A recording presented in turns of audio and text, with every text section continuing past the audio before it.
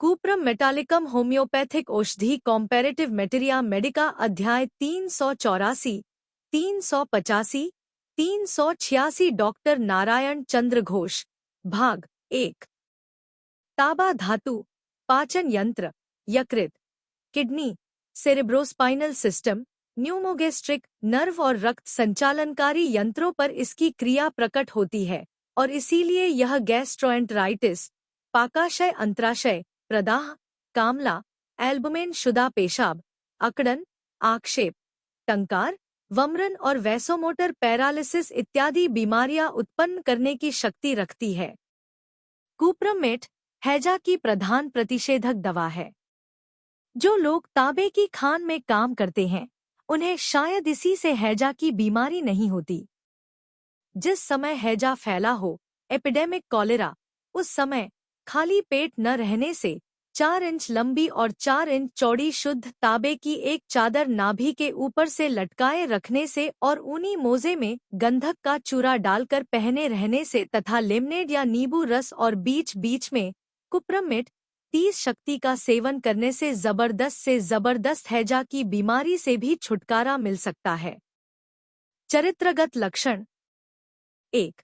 हैजा में पैर की पोटली और पेट में ज्यादा ऐंठन रहना। 2। चर्मरोग में उभेद बैठकर टंकार, वमन, आक्षेप, मस्तिष्क में विकार के लक्षण आदि। 3। टंकार में मुंह काला हो जाना, अंगूठा भीतर की ओर मुट्ठी में मुड़ा रहना। 4। थोड़ी देर तक ठहरने वाला आक्षेप, हाथ पैर की अंगुलियों से खींचन शुरू होकर सारे शरीर में फैल जाना, गर्भावस्था में अकड़न, प्रसव के समय आक्षेप या खींचन। 5। जीभ का पक्षाघात और उसकी वजह से साफ साफ बोल न सकना। 6। पानी पीने के समय गड़गड़ आवाज के साथ तरल पदार्थों का नीचे उतरना। 7। खांसने के समय बोतल से पानी ढालने जैसी गड़गड़ आवाज, ठंडा पानी पीने से खांसी का घटना। 8। हुपिंग खांसी, खांसों का दौरा बहुत देर तक बना रहना, सांस रुकसा जाना, चेहरा नीला, अंग प्रत्यंगों का कड़ापन और जकड़न। 9।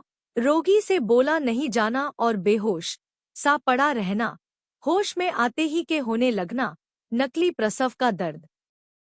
10। मृगी, घुटने से सुरसुरी, औरा शुरू होकर ऊपर चढ़ती जाना, निद्रावस्था में फिट, ब्यूफो। 11। मुंह में किसी धातु के समान अथवा तांबे या मीठी चीज़ों का स्वाद, मुंह से लार गिरना।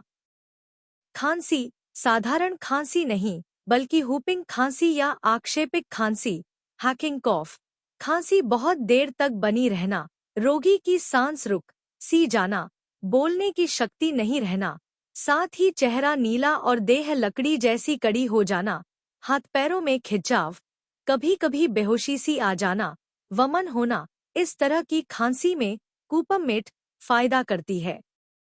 बेलेडोना की खांसी, उक्त प्रकार की आक्षेपिक होने पर भी खांसते समय रोगी का चेहरा लाल हो जाता है, नीला नहीं होता। एरालिया अध्याय देखिए।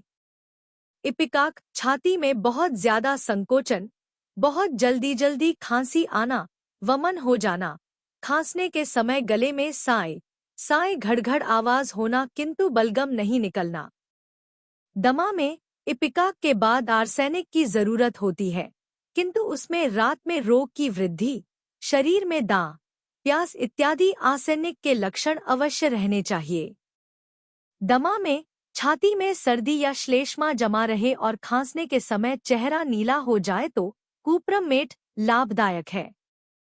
टंकार, बच्चों के टंकार या चिहुकबाई में जब ऐसा देखें कि बच्चा अकड़न के समय हाथ की अंगुली, खासकर अंगूठा मुट्ठी में दबा लेता है, हेलिबोरस, उसमें आक्षेप होता और साथ ही चेहरा नीला हो जाता है, कुछ पीने से गले में कलकल या गड़गड़ शब्द होता है, इन लक्षणों में कुप्रम फायदा करती है।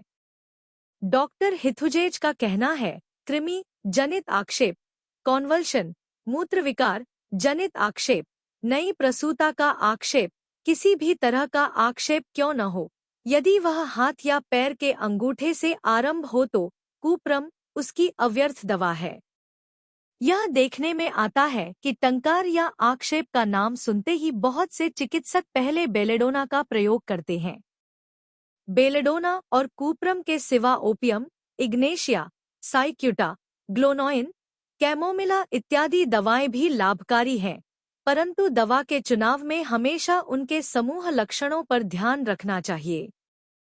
बेलेडोना, चेहरा लाल हो जाना, नीला हो तो कूप्रम, शरीर में पसीना आना, आंखें तनी हुई सी और मिटमिटाती रहना, माथा आकसा गरम और ज्वर ज्यादा बना रहना।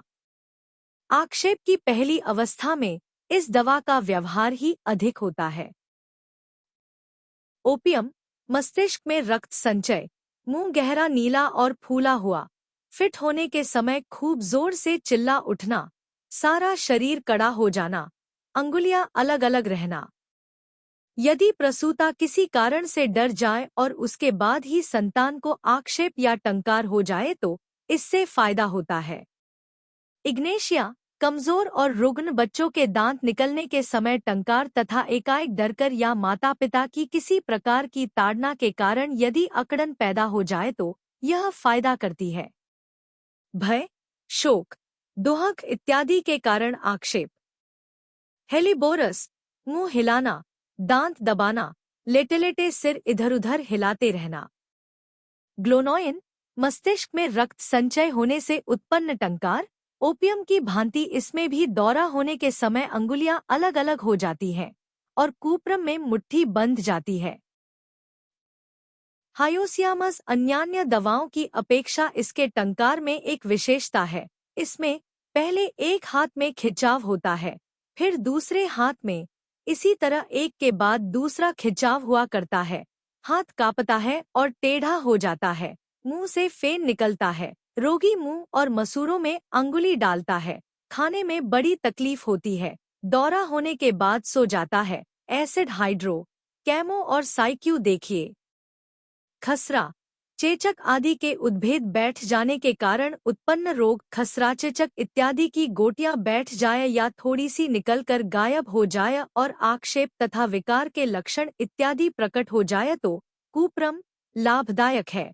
जिंकम भी इसकी एक दवा है। कूप्रम के विकार में मस्तिष्क लक्षण नींद खुलने के बाद बढ़ते हैं। हाथ पैर कोना कोनी या तिरछे तौर से एंगुलर, टेढ़े हो जाते हैं और चेहरा नीला पड़ जाता है। रोगी बीच बीच में चिल्ला उठता है, चिल्लाने के बाद ही टंकार की भांति बेहोशी आ जाती है। उद्भेद बैठकर मस्तिष्क, झिल्ली प्रदा या टंकार हो तो कूपम मेट अधिक फायदा करती है। Subscribe please.